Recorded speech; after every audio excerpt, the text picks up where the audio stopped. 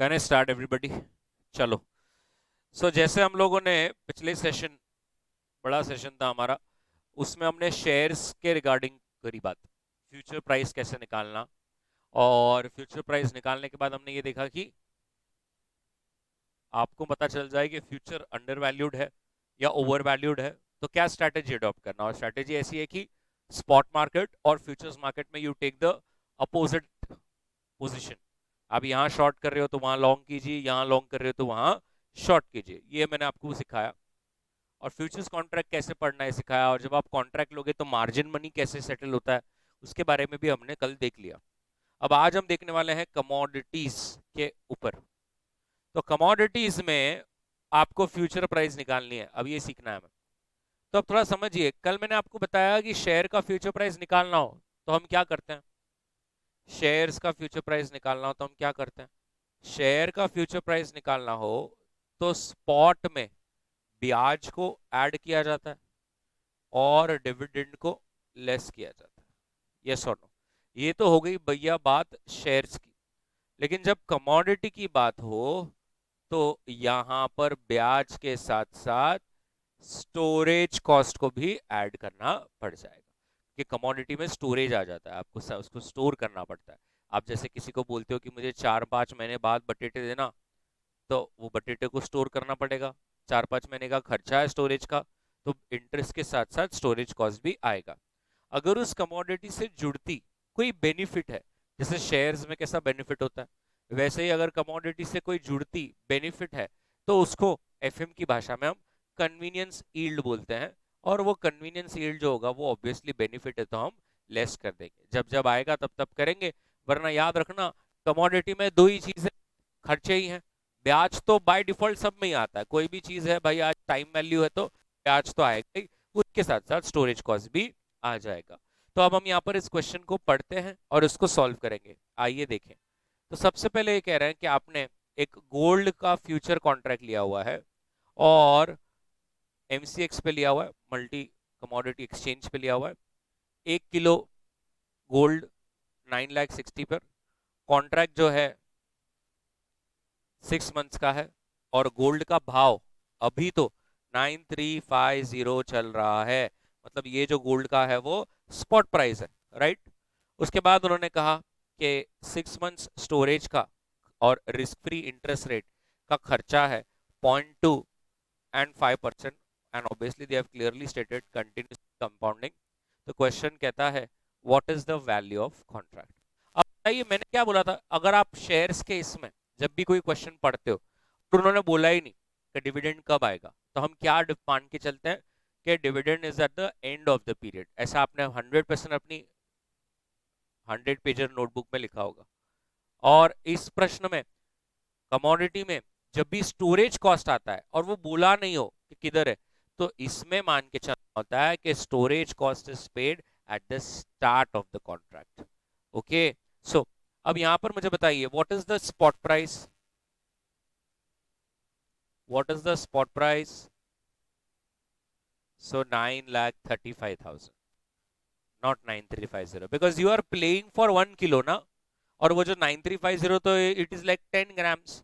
तो मैं ऐसा ब्रैकेट में करूं क्या कि 9350 इट्स लाइक 10 ग्राम्स का, तो 1000 ग्राम का कितना है ना। तो आपको आपकी स्पॉट प्राइस मिल जाएगी। अब स्टोरेज कॉस्ट की बात करते हैं। स्टोरेज कॉस्ट पहले कैलकुलेट तो कर लूं। तो स्टोरेज कॉस्ट कितना है? सो 9,35,000 का 0.2%, 1870। बट क्या यहाँ पर बोला है क्या कि स्टोरेज कॉस्ट कब देने वाले हैं वो? नहीं, तो इसका मतलब it will be paid at the start. It will be paid at the start, right. तो अब मेरे को मेरा फ्यूचर प्राइस निकालना है, तो कैसे निकलेगा? 9,35,000 प्लस 18,750, सो स्पॉट प्राइस भी और मैंने आज का स्टोरेज कॉस्ट भी पे किया into e raise to. Now what is the rate of interest? 5। And what is the period? 6/12। So can you tell me 9,35,000 plus 18 into 0.025? So बता दीजिए।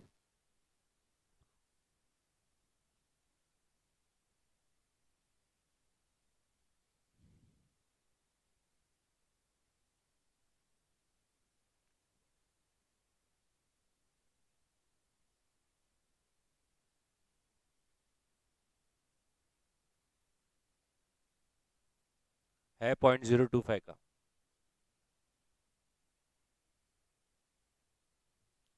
एक मिनट,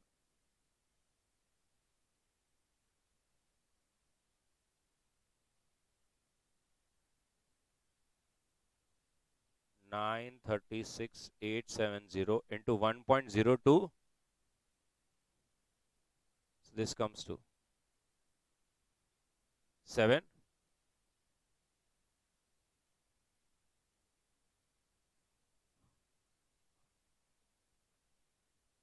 बना लीजिए।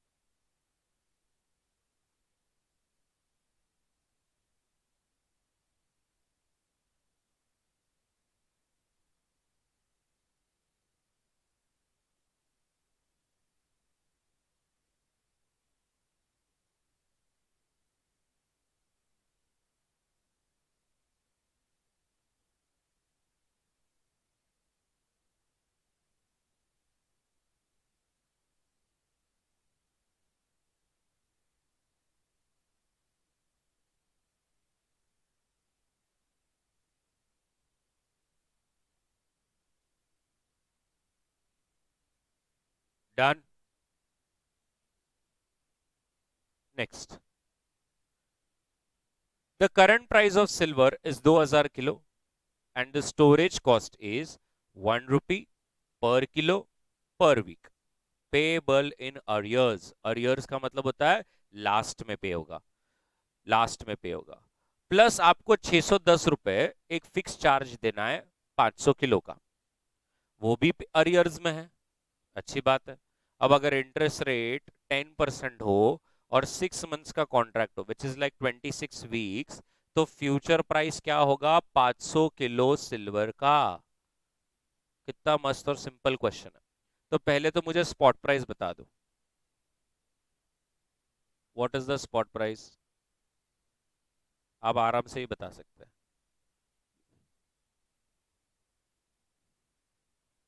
इसको क्या हो गया आज। So spot price is 10 lakhs। Spot price is 10 lakhs। कैसे, 2000 रुपीज पर किलो है और आप 500 किलो पर खेल रहे हो। So spot price is 10 lakhs।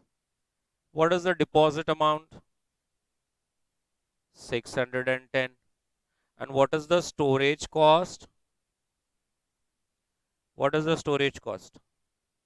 So storage cost is 500 kilos into 1 rupee into 26 weeks, 13,000, right.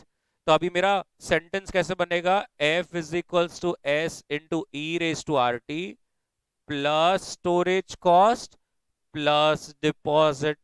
आप समझे मैं स्टोरेज कॉस्ट और डिपॉजिट को क्यों into e raise to R T नहीं किया, क्योंकि वो लास्ट में ही है। सो 10 lakhs into E, what is the rate of interest, 10%, and 6 months plus storage cost is 13,000 plus deposit is 610। So what is the future price, निकाल लो। 0.05 से multiply होगा। हाँ डायरेक्ट आंसर है क्या,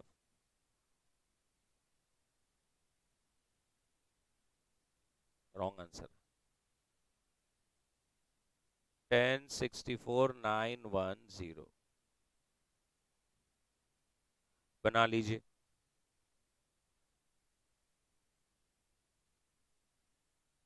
बराबर, कि मतलब आपने 2 किलो के लिए भी खेला तो 610 दिन है, 100 किलो के लिए खेला तो भी 610 दिन है, 500 किलो के लिए खेला तो भी 610 दिन है। तो फिर 2 बार लेना पड़ता, 1220। समझा ना?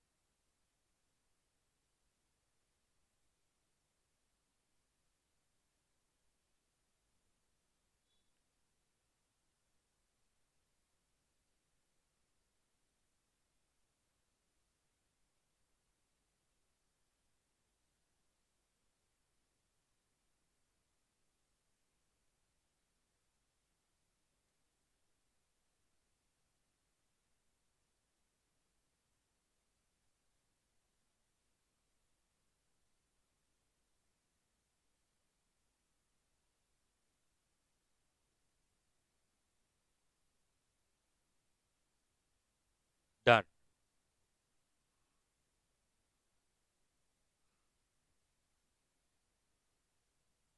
Next, consider a 6 months gold future contract of 100 grams. Now, the spot price is 480 and it costs 3 rupees per gram for the 6 month period to store gold, and the cost will be incurred at the end. Now, if the rate of interest is 10%, can you calculate futures price? So, what is the spot price?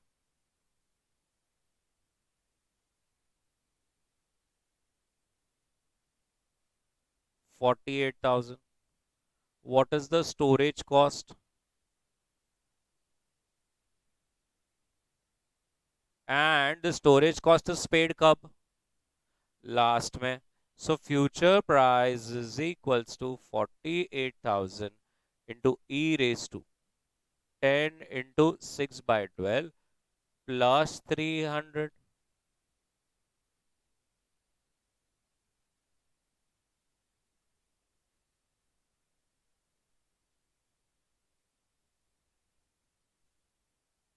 Yes, that is 1 gram का।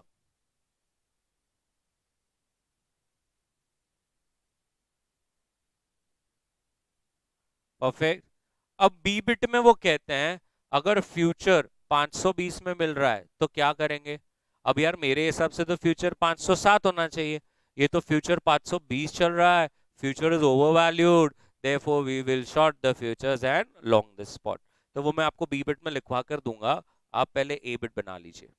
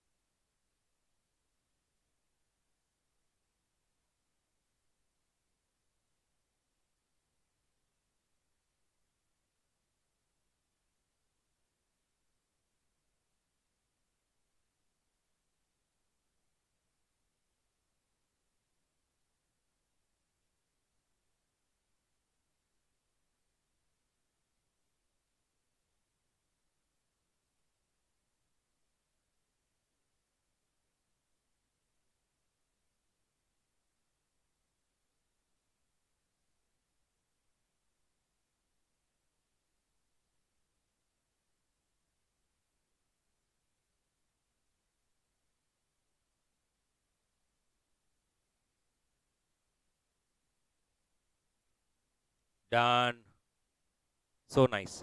तो B bit, अब उन्होंने क्या बोला है, future price 520 चल रहा है, चलिए लिख लेंगे, if the futures market price is 520, if the futures market price is 520, the future seems overvalued. The future seems overvalued. And therefore, we will short the futures and go long the spot. We will short the futures and go long the spot.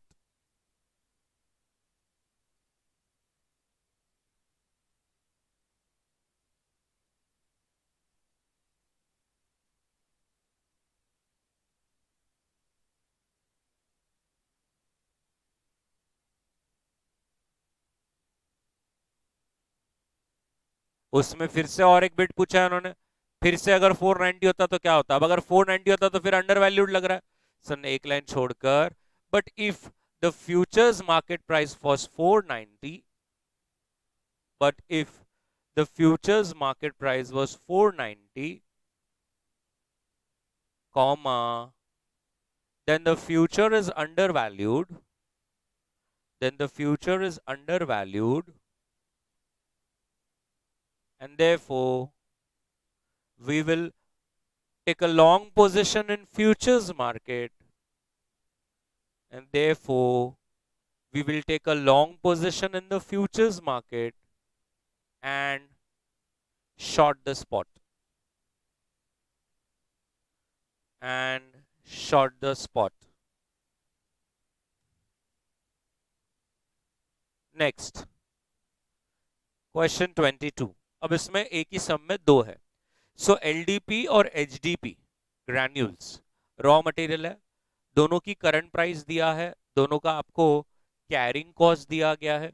अब LDP का पहली बार जो carrying cost है percentage में और bracket में बोला continuously compounding, तो याद है ना वो ऊपर ही लेना होता है ई रेस टू, और एचडीपी में तो पैसों में है 100 रुपीज पर क्विंटल पर क्वार्टर, और वो भी 2 महीने बाद देना है।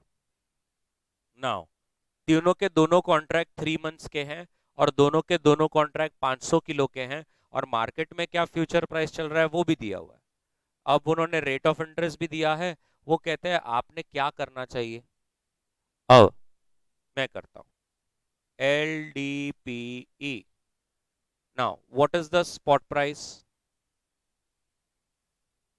क्योंकि 500 किलो पर खेलना है और आज तो भाव 75 चल रहा है, 37,500 बराबर है। अब आपको याद होगा डिविडेंड भी कंटिन्यूसली कंपाउंडिंग होता था शेयर्स में, तो हम क्या करते थे ई रेस टू ब्रैकेट में R minus D. R minus D क्यों करते थे, because rate of interest cost बढ़ाता है, डिविडेंड कम करता है, बट यहाँ पे तो इंटरेस्ट स्टोरेज दोनों ही हमारी कॉस्ट बढ़ाता है। तो मुझे कैसे करना पड़ेगा, F is equals to S into e raise to rate of interest plus storage into T. तो जैसे यहां पर अब मेरा स्पॉट प्राइस है 37,500 into E, what is the rate of interest, what is the storage cost, what is the period, करो।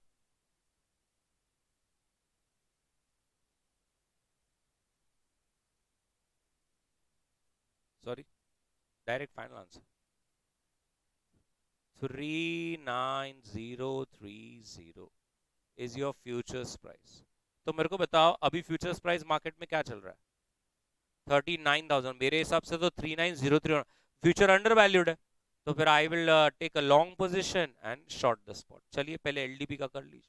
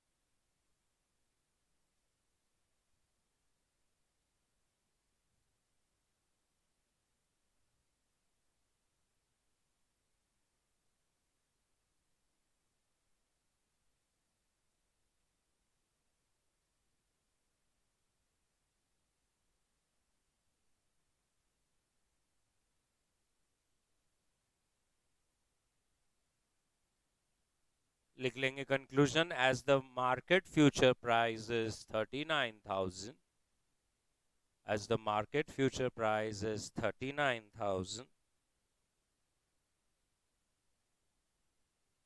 as the market future price is 39,000,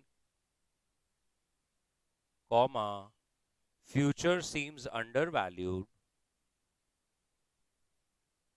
future seems undervalued, and therefore we will take a long position in futures market, we will take a long position in futures market and short the spot.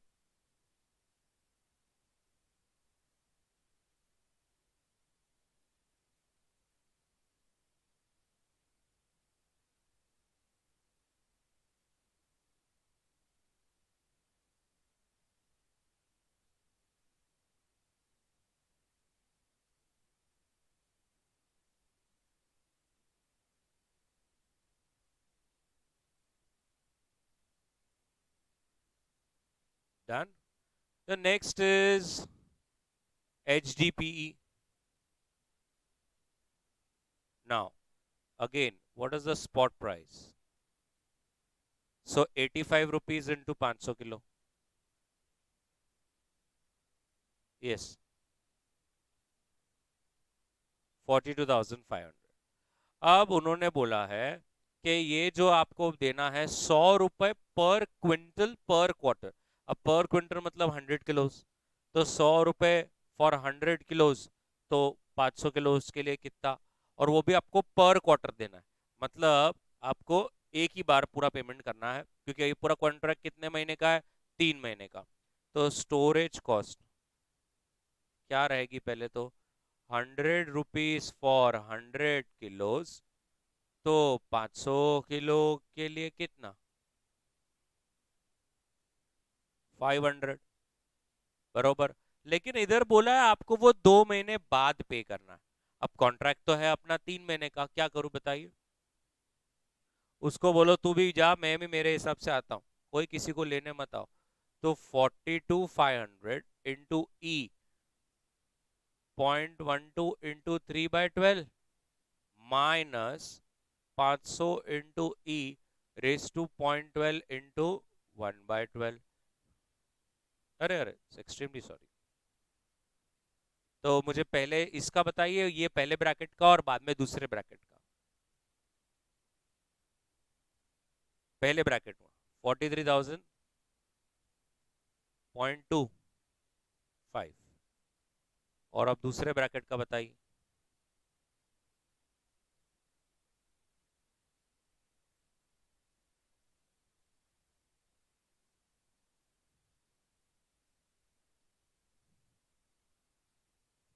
50, तो total क्या आ रहा है,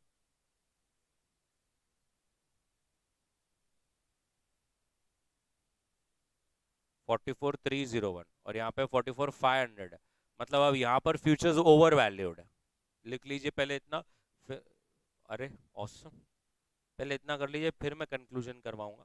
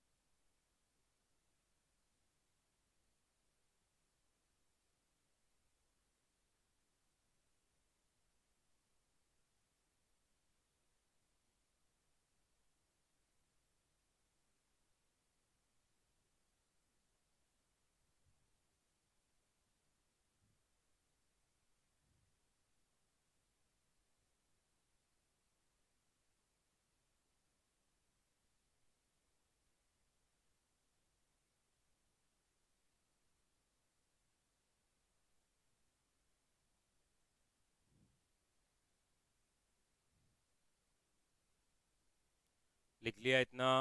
अब उसमें लिख लेंगे as the futures market price is 44,500, as the futures market price is 44,500. The future seems overvalued. The future seems overvalued. The future seems overvalued. And therefore, we will short the futures and go long the spot. We will short the futures and go long the spot. तो ये कितना सरल जा रहा है ये. Next question 23. एक company है जिसने लॉन्ग लिया है स्पॉट में 10 metric tonnes of copper at 474 per kilo और अगले एक क्वार्टर उसको लॉन्ग ही रहना है. The standard deviation of changes of its spot and futures is 4 and 6 and a correlation of 0.75. Then first thing is what is the hedge ratio? And then they say what is the copper's futures it should short to achieve a perfect hedge. Now, बिल्कुल ऐसा नहीं कह रही क्या कर दिया अब. तो सबसे पहले उन्होंने क्लियर बोला है कि मैं लॉन्ग हूं स्पॉट मार्केट में और इसीलिए उसको बचाने के लिए प्रोटेक्ट करने के लिए वो लेना चाहते हैं शॉर्ट फ्यूचर्स में. पहले तो ये समझ जाना चाहिए कि वो स्ट्रैटेजी जो कर रहे हैं वो सही कर रहे हैं कि अगर आपने स्पॉट में लॉन्ग ले रखा है तो आपको क्या करना है फ्यूचर्स मार्केट में शॉर्ट लेना है. जैसे आपने किसी के साथ मुंबई इंडियंस पे बैटिंग कर रखी है तो आपको अब बचना है तो किसी के साथ चेन्नई पे बैटिंग करके रखो. तो कोई भी जीते आप तो ना जीतोगे ना हारोगे. हेजिंग का मतलब क्या होता है? वही होता है, हेजिंग का मतलब होता है आपको लॉस नहीं होना है, आपको प्रॉफिट नहीं करना है. ये हमने सीए इंटर इकोनॉमिक्स में इंटरनेशनल फॉरेक्स चैप्टर जो था उसमें भर भर के देखा कि हेजिंग का मतलब होता है I just want there should be no losses. I don't want to make profits, I just want to make a मेरा लॉस जो है वो नहीं होना चाहिए. I want to cover my primary position. So if I have taken a long position in the spot, I will take a short position in the futures. They are doing the same thing which we are doing in the last lecture और अभी भी आज भी 4-5 हम जब से शुरू हुआ कब से किया वही कर रहे हो. तो पहले तो मैंने आपको ये बता दिया कि वो सही कर रहा है. अब दूसरा वो ये क्या है, ये हेज रेशो क्या है. हेज रेशो का मतलब है उनको पूरा का पूरा जितना लॉन्ग में पोजीशन खड़ा है उतने अमाउंट का पूरा उनको शॉर्ट में नहीं लेने का. They don't want to cover पूरा, they want to cover only थोड़ा सा. तो समझो अगर आपने 10 लाख रुपए का स्पॉट में लॉन्ग लिया है तो नॉर्मली अपन क्या करेंगे 10 लाख का शॉर्ट भी लेंगे फ्यूचर. उनको ऐसा नहीं चाहिए, they just want to hedge only a part. तो कितना पार्ट हेज करना है उसके लिए वो हेज रेशो. तो हेज रेशो का formula is just like the beta का formula where R into standard deviation of spot upon standard deviation of futures. याद है सबको बीटा, बीटा का फॉर्मूला है correlation into standard deviation of stock upon standard deviation of market. वैसा ही है. तो इसका कोरिलेशन क्या है 0.75. स्टैंडर्ड डिविएशन ऑफ स्पॉट क्या है 4 और फ्यूचर्स क्या है 6. सही कितना आ रहा है आराम से बताइए. 0.5. मतलब आपका hedge ratio is only 0.5. Only 50% you have to hedge, not पूरा. सो पहले हम लोग देख लेते हैं हमारा स्पॉट मार्केट में पोजीशन क्या है. Amount of position in spot market कितना है. सो 474 पर किलो इनटू टन का मतलब होता है 1000 किलो और ऐसे उन्होंने 10 टन लिए हैं तो कितने की पोजीशन लेके बैठे हैं वो 47 लाख. 47 लाख 40,000 का पोजीशन लेके बैठे हैं वो. Therefore, amount of position to be taken in futures market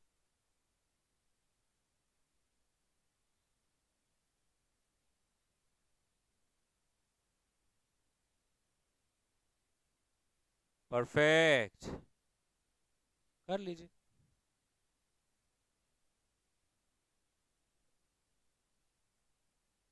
उनको सिर्फ 50% ही हेज करना है.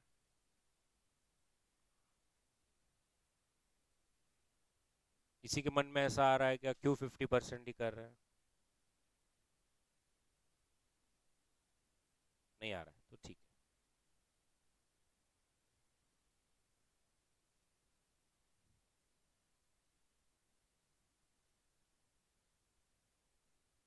फ्यूचर लॉन्ग लिया था?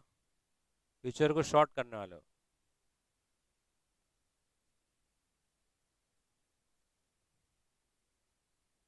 ऐसा कुछ भी नहीं है। अब तुमने होमवर्क नहीं किया तो तुमको तुम्हारे पे ज्यादा भरोसा है क्या? नहीं, नहीं किया तो नहीं किया। इट इज सेम है यहाँ पे ऐसा ही। उनको 50% नहीं करने का, हेज ही नहीं करने का। ऐसे कितने लोग हैं जो बिना इंश्योरेंस लिए घूम रहे हैं? रिस्क है, टपकेगा तो कुछ भी नहीं आएगा परिवार के हाथ में। यस दैट अभी how can you ask someone कि why are you not hedging yourself against the future risks? लोग बोलते हैं नहीं करने का। So nice.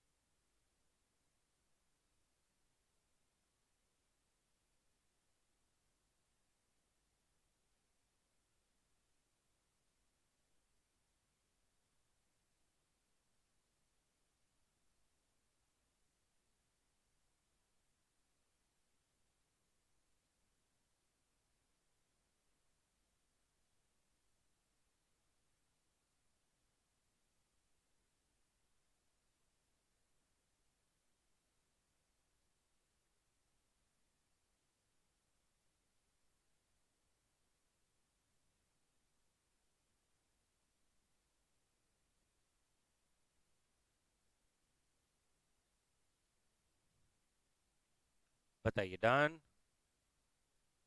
Next. Oh, this is no nice question. Very nice question. Now, a wheat trader has planned to sell for 4,40,000 kilos of wheat after 6 months from now. The spot price of wheat is 19 rupees per kilo, and the 6 months future on the same is trading at 18.5 पर kilo, जहां पर 2000 kilo का एक contract है। अभी price है ना, गिरने वाली है। 17 रुपए पर किलो हो जाएगा आज से 6 महीने बाद। तो ट्रेडर बेचारा टेंशन में है। वो बोलता है क्या करना क्या करना, अब मुझे तो कुछ समझ रहा नहीं। तो ही डिसाइड्स कि इसको फ्यूचर मार्केट की तरह लेना चाहिए। तो what is the effective realise price after 6 months if the spot price is 17.5 and the future contract price is 17.55? I would like to give you 2 minutes so that you could just read the question.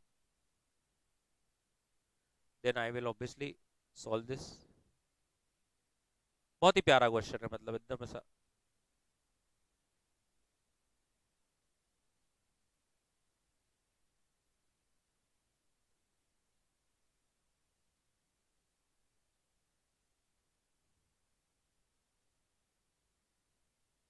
Okay, so you have read it, I know.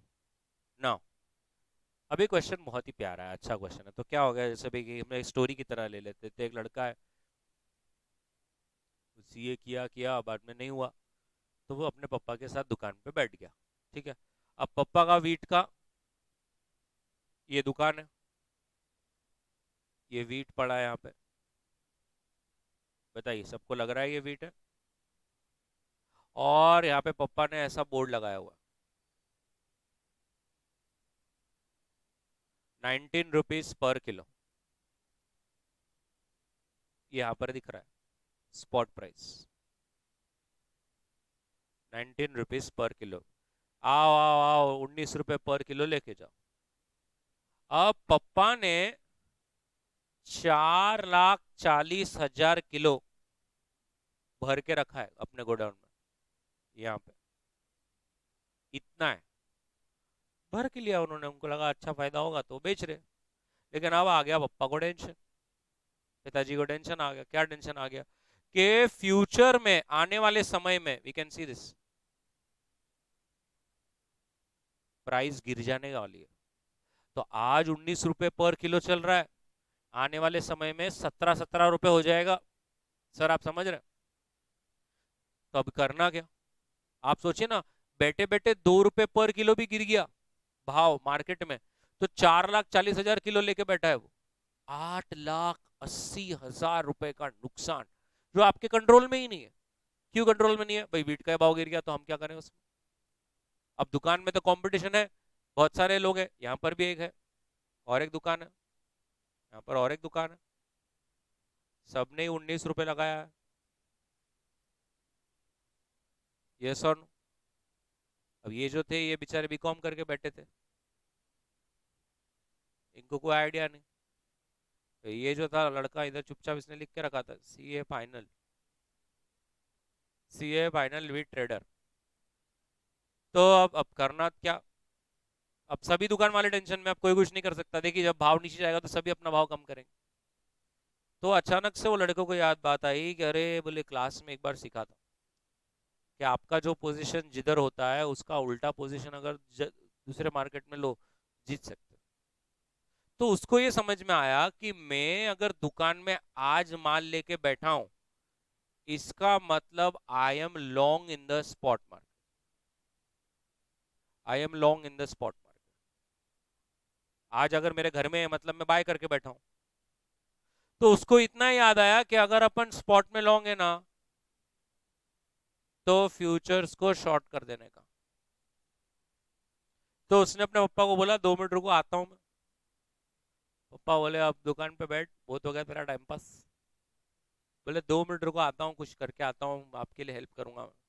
तो वो गया stock market, उसने देखा कि एक contract 2,000 kilo का है।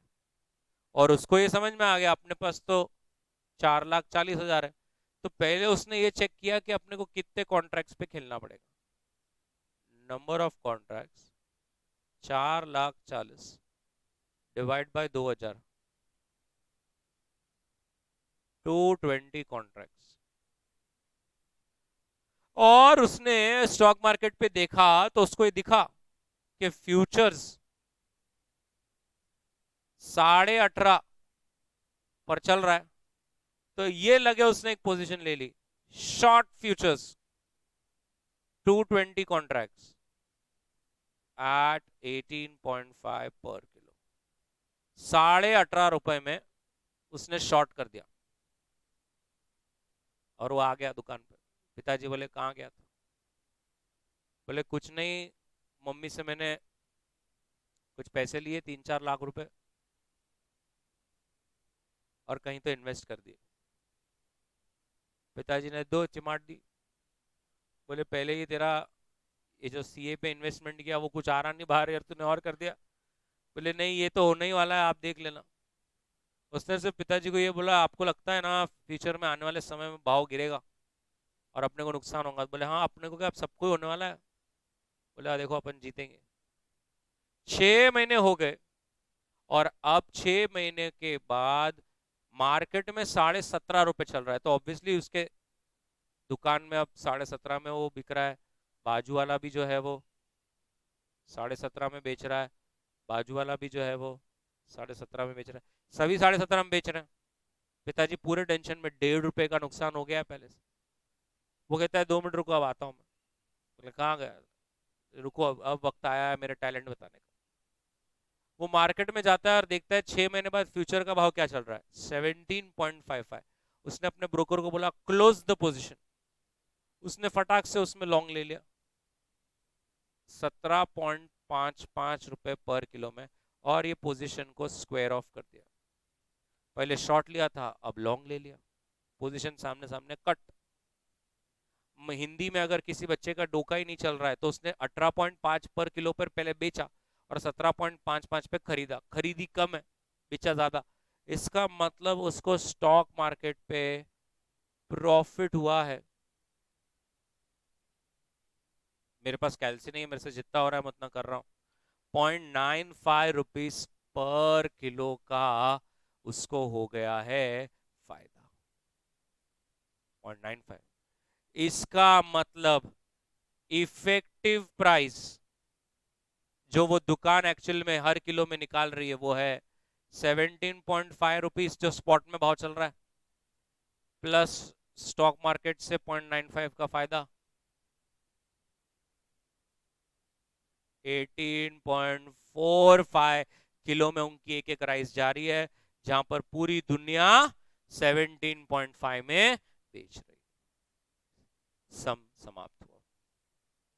इस तरह से हम ये कर सकते हैं। Are you getting this? जिन बच्चों को बहुत डीप सीखना है, मार्केट्स में कुछ करियर बनाना है, ये इसीलिए डेरिवेटिव्स आया था फार्मर्स के लिए।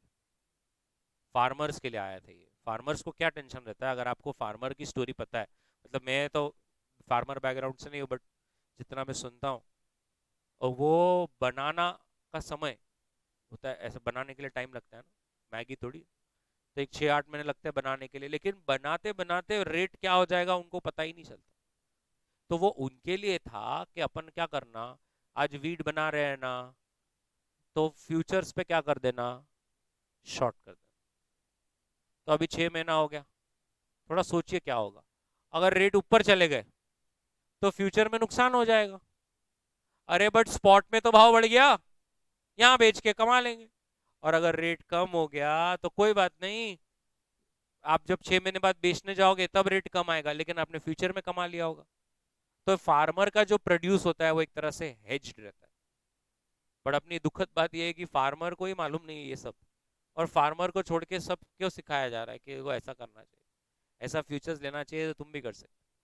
ऐसे कितने चार्टर्ड अकाउंटेंट्स हैं जो इसमें फ्यूचर्स में कमोडिटीज में खेलते हैं। ओके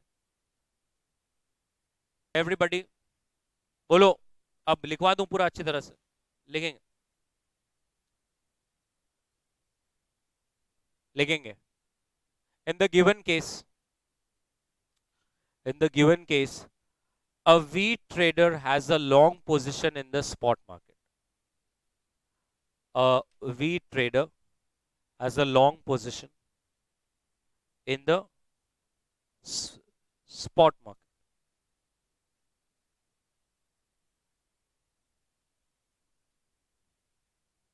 बराबर? Therefore, in order to hedge, in order to hedge, in order to hedge, we need to take short position in the futures market. Therefore, in order to hedge, we need to take short position in the futures market. Full stop. Next line. Number of contracts that we will short.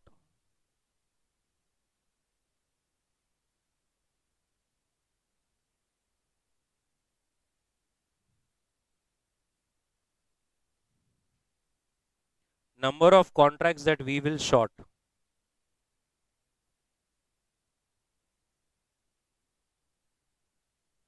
is equals to 4,40,000 divided by 2,000. That is 220 contracts. Next line, conclusion. Therefore, we will short 220 contracts in the futures market. We will short 220 contracts in the futures market at 18.5 rupees per kilo.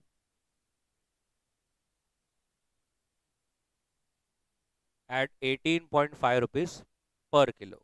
Full stop. Next slide. After 6 months, we will close the futures position. after 6 months, we will close the futures position at 17.55 per kilo, resulting into a profit of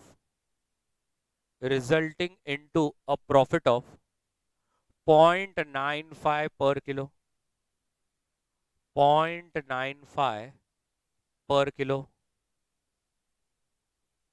full stop. Next line. As the spot price after 6 months, as the spot price after 6 months, as the spot price after 6 months is 17.5 per kilo, comma, our effective realized price will be, our effective realized price will be, our effective realized price will be 17.5 plus 0.95 bracket में profit on futures is equals to 18.45 per kilo. 18.45 per kilo.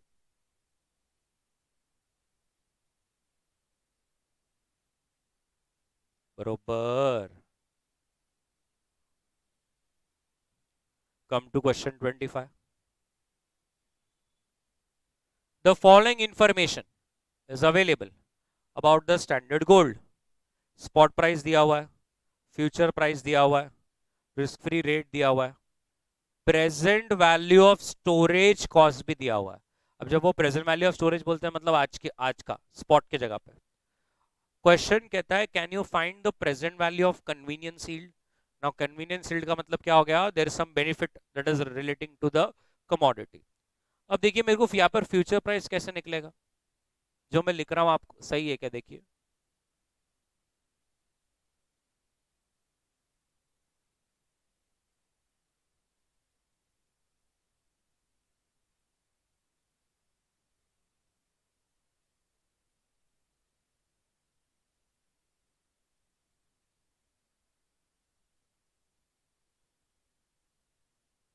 सही है. क्या किया समझा ना. अगर present value of storage है और present value of convenience yield है तो वो स्पॉट प्राइस में ही ऐड और लेस होगा और फिर into e raise to R T. अब मैं 2 मिनट के लिए इस पूरी टर्म को ए कंसिडर करता हूं 2 मिनट के लिए, तो मेरा कैसा हो जाएगा,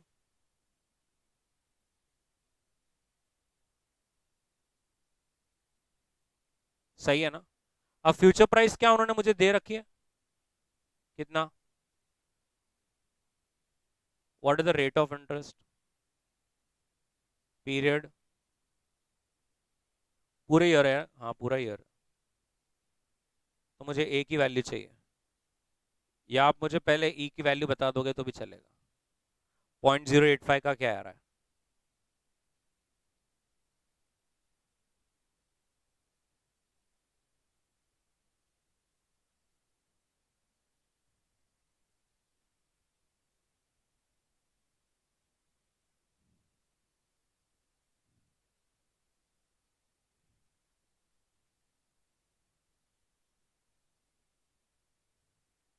नहीं है 0.085, तो 0.08 और 0.005 देखो, पहले 0.08 बताओ कितना, 1.0 और अभी 0.005 का, ऐसा 0.005 का, नहीं नहीं मुझे सिर्फ 0.005 का वैल्यू चाहिए, बरोबर. हाँ तो अभी ए की वैल्यू बता दो.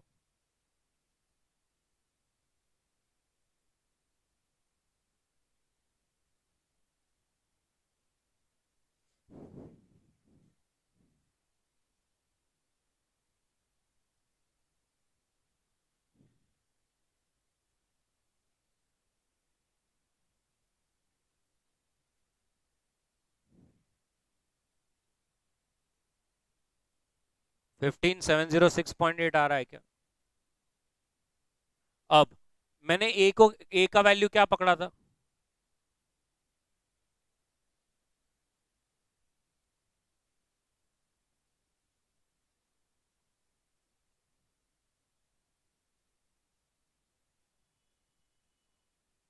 आप समझ गए होंगे ना? अब मेरी ए की वैल्यू तो फिक्स है। अरे, और स्पॉट प्राइस भी है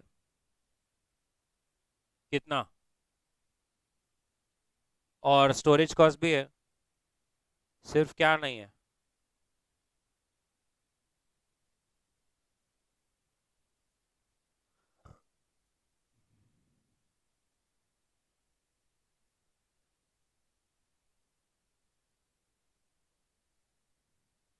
7 बना लीजिए।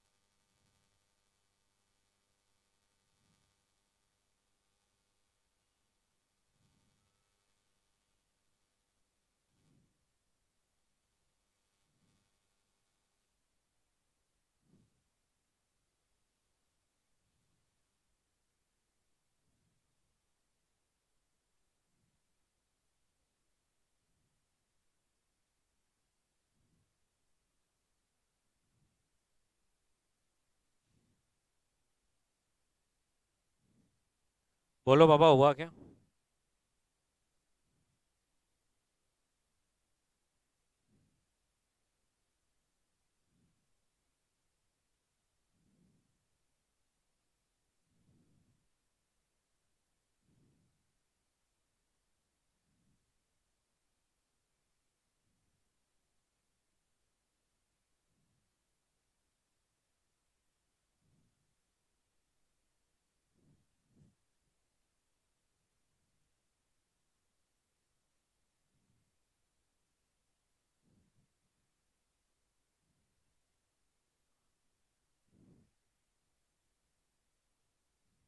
ओके, नाउ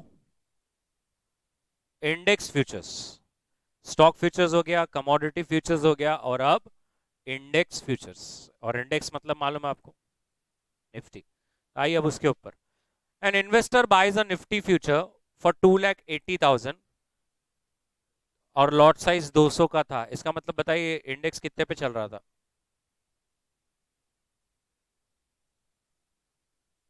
1400 पे। और सेटलमेंट डेट पे अगर 1378 हो गया तो आपको नुकसान हुआ कि फायदा? अगर 1,000 रुपए ब्रोकरेज भी था और फिर वो कहता है प्रॉफिट या लॉस क्या होता अगर आप इसको बेचकर करते तो? अब देखिए, पहली बात तो मैंने क्या पोजीशन लिया था? लॉन्ग पोजीशन लिया था। कैसे समझ में आया? यस और नो? मैंने लॉन्ग पोजीशन लिया था। अब मैंने लॉन्ग पोजीशन किस पे लिया था?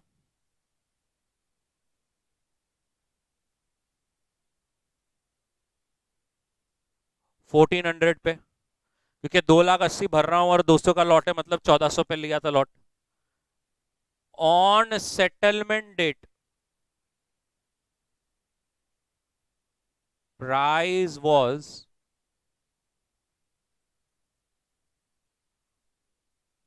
तो लॉस हुआ 22 का, लेकिन लॉट साइज कितने का था?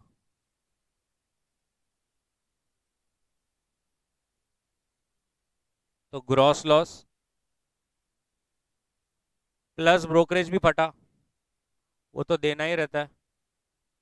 देफो जो नेट लॉस हुआ होगा मेरे को, अरे बरोबर। अब क्वेश्चन कहता है यही चीज अगर तुमने शॉर्ट लिया होता, अब शॉर्ट लिया होता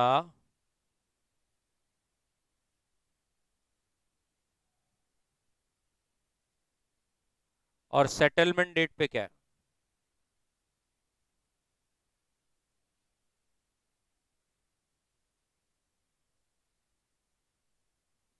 तो इस बार प्रॉफिट हुआ था, क्योंकि शॉर्ट में तो जब नीचे जाता है तब आपको फायदा होता है, तो 22 का फायदा हुआ होता।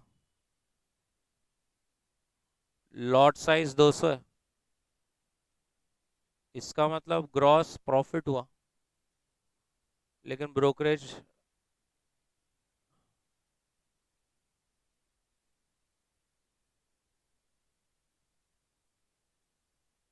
परफेक्ट, बना लीजिए।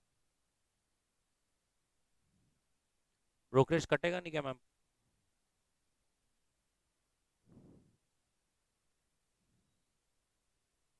आप प्रॉपर्टी बेचते हो, समझा?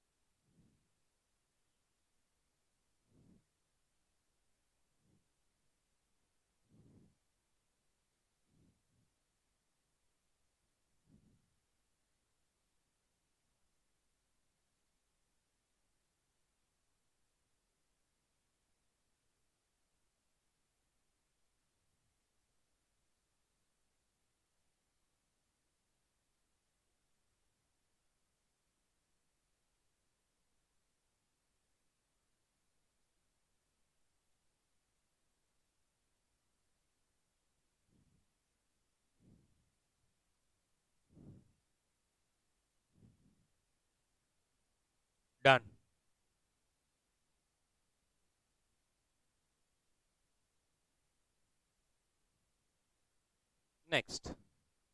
Now, assume that the risk-free rate is 9% with a continuous compounding and that the dividend yield on the stock varies throughout the year. So what has happened in August and November, the dividends are paid at a rate of 5. In September, it was 6. And in October, it was 2. Now, if the July index was at 3000, can you find out what would be the future price of November? अब करना कैसा है actual में वो ऐसा है, आपको start point क्या दिया है, जुलाई.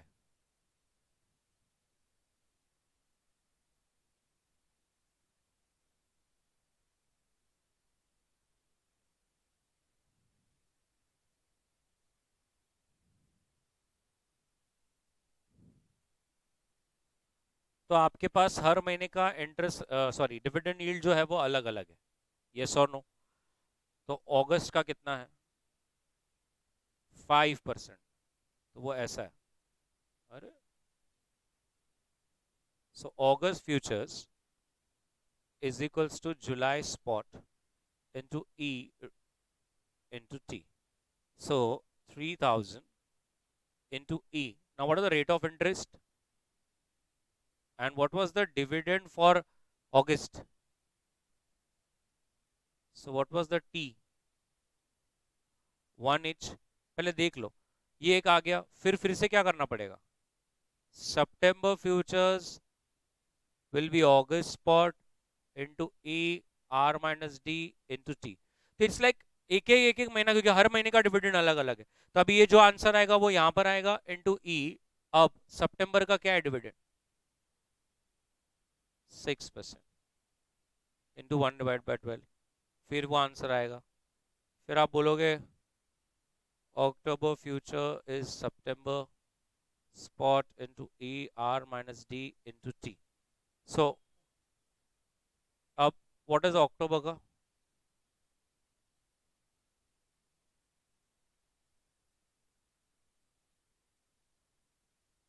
and finally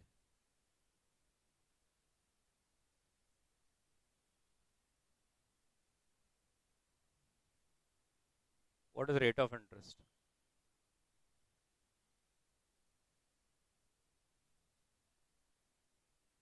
बरोबर अगस्त सितंबर अक्टूबर नवंबर 5% है ना नवंबर का भी, नहीं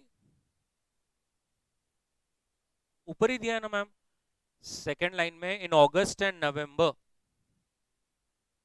दिखा मैम को. क्लियर है, ये 4 है. अब ये ना अल्टरनेटिव तरीका भी है इसका, ऐसा ये देखो, अल्टरनेटिवली क्या कर रहे हैं वो लोग, डिविडेंड यील्ड का एवरेज ले रहे हैं. तो वो जो 4 महीने हैं उसका डिविडेंड क्या क्या आया था, पहले क्या था, मैं देख लेता हूँ, 5625. तो 5625 एवरेज ले लो. अब 4.5 है, तो अब क्या करना है, सीधा November futures is equals to 3000 into E. अब रेट ऑफ इंटरेस्ट 9 है, अभी आपको मिल गया 4.5 और सीधा 4 महीने का. समझा ना. तो एक तो आप ऐसा इंडिविजुअली एक एक एक एक प्रॉपर हर महीने का जो डिविडेंड है वो ले लो, या तो फिर आप 4 महीने का डिविडेंड का एवरेज लेकर सीधा उसका नवंबर का भी ले सकते हैं. आंसर में ऑब्वियसली फर्क आता है. Given a choice I will always go for the first option, because वो हर पर्टिकुलर मंथ का जो प्रॉपर डिविडेंड है उसको लेकर करता है. अल्टरनेटिव मेथड में आप ऐसा अज्यूम करते हो ऑन एन एवरेज 4.5% चारों साल है, 4 महीने है. चलिए बना लीजिए, अभी आपको सॉल्व करना है कि दी गई दोनों ही इंस्टीट्यूट ने अलग अलग जगहों पर पोस्ट किया हुआ है. नहीं नहीं, ऐसा इंस्टीट्यूट बताएगी नहीं, डायरेक्ट धप्पा देगी.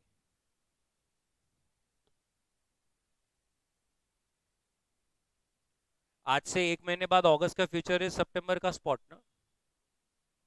So nice. आप यहाँ पर हो आज, तो आपके लिए यहाँ से जून 1 महीना है. जब आप जून में रहोगे तो जून के लिए जून तो स्पॉट ही हो गया ना, ऐसा.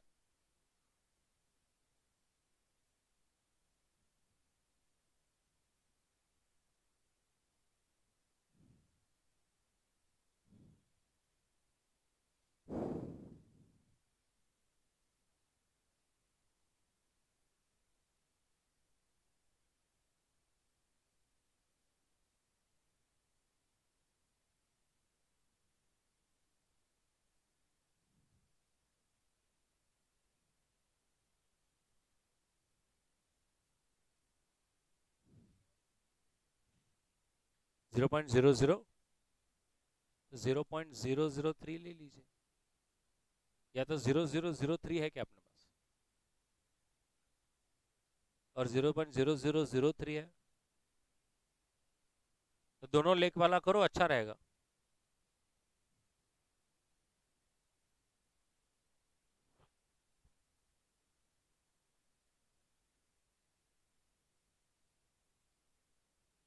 जैसे ही किसी का आंसर आता है एक मुझे बताइए प्लीज, मुझे खुशी होगी।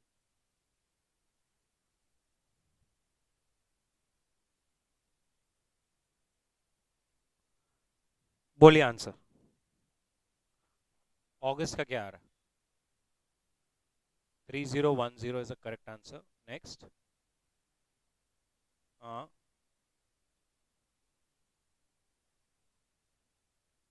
0।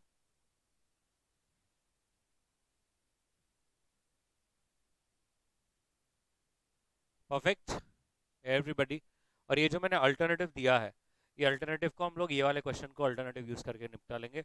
One more question, last question. On 31st of August the value of stock was 2200, the risk free rate is 8% and the dividend yield is given. Assuming that the interest rates are continuously compounding, find the future price for the December contract. अब यहाँ पर ये अगस्त दिया हुआ है और आपको दिसंबर का कैलकुलेट करना है। तो चलिए, dividend yield average 3 + 3 + 4 + 3 divide by 4, क्या एवरेज आ रहा है?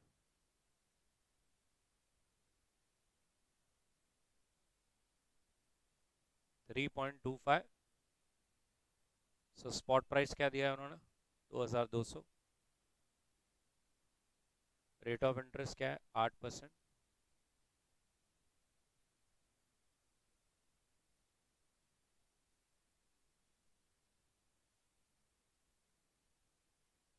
यस।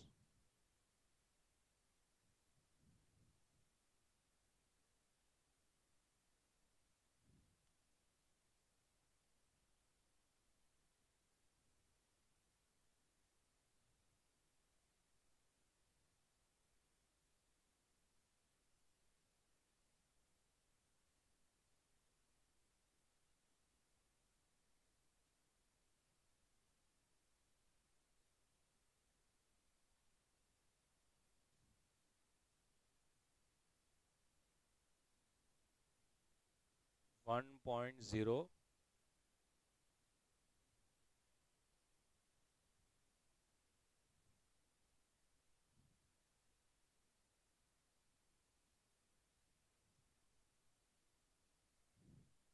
0.015 है और 0.0008 है। हाँ बस हो गया मैम, बता दीजिए। यस। 2235। तो ऐसा एक बार मैंने इसलिए किया कि आपको अल्टरनेटिव मेथड भी आपके बुक में आ जाए, राइट? एक बार लिख लीजिए ये वाली मेथड से।